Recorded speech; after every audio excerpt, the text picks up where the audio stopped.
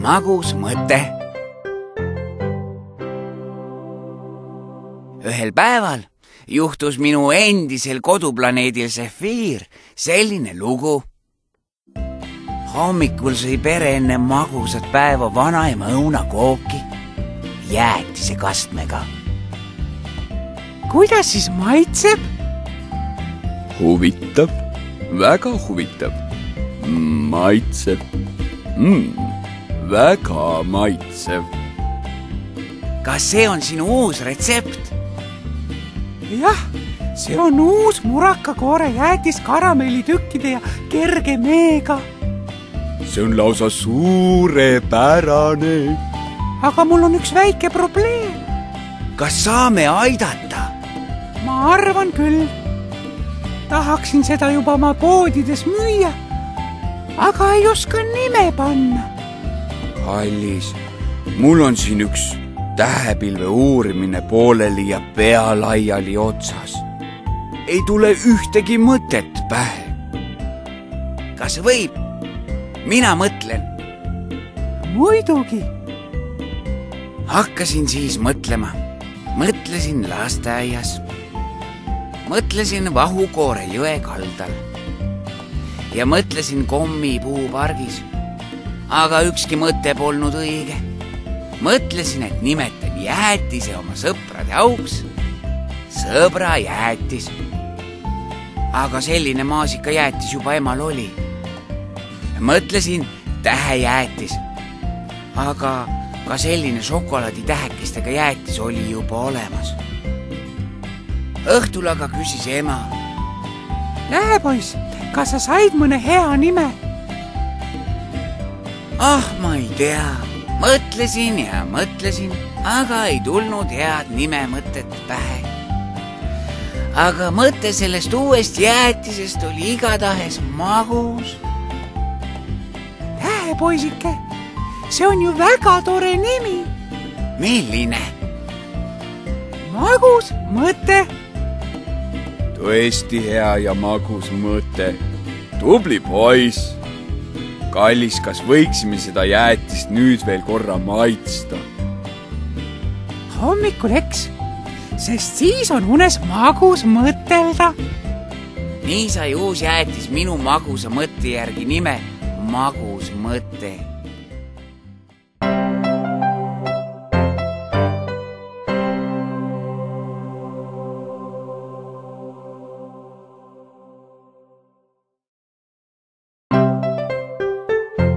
Vahvlivargad.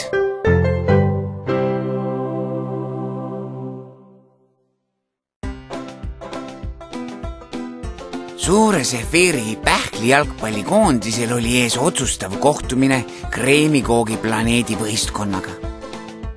Kuna mulle ja mu isale jalgpall väga meeldib, ootasime mängu huviga.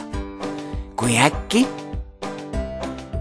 Kallis, mulle just helistas Pähkli jalgpallikoondise peatreener ja teatas, et võistlused võivad ära jääda, sest võistkond vajab suurel hulgal vahvlijäätist. Miks neil seda jäätist nii väga vaja on? Ema, eks ikka selleks, et rohkem jõudu oleks. Aga mul said just vahvleid otsa ja teate küll, kust neid tooma peab. Kaugelt Vahvlimaalt, kuhu tuleb lennata läbi pimeduse pilvede. Kas saate minna? Mina teeks senikaua valmis jäätise. Eks peame minema. Tähepoiss, tuled mulle appi? Muidugi, isa. Muidu poleks see vahvli toomine nii hull, aga pimeduse pilves elavad vahvlivargad. Istusime isaga siis meie päikese ja naeruenergia autosse ja asusime teele. Teekond Vahvlimaale polnud nii hull. Pimeduse pilves oli küll pime, aga autol on võimsad tuled. Vahvlimaal aga ootas juba tuttav vahvlitalunik Sass. Mitu vahvlit siis seekord? Võtaks ikka kohe terve autokasti täie. Suurepärane. Tõstame siis koorma peale. Ja siin on jäätisetort meie perenaiselt. Aitäh!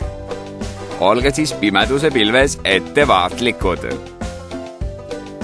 Tagasiteel juhtuski see, mida kartsime. Isa, vaata, vahvlivargad jälitavad meid. Nii, turvavööd on peal. Muidugi. Läheb kihutamiseks. Algas metsik kihutamine läbi pimeduse pilve. Nad on meid kohe kätte saamas. Kas meil on veel autos seda vahtra siirupit?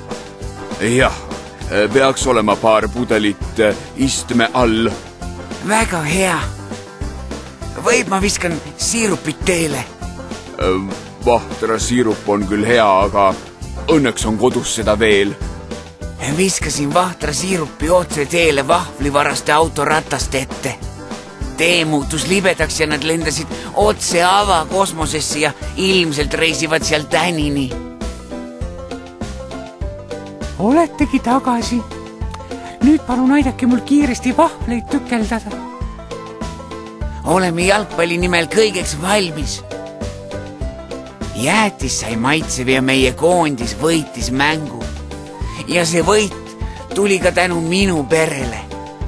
Selline lugu siis pähkli jalgpallist, vahvlivarastest ja minu ema maitsvast jäätisest.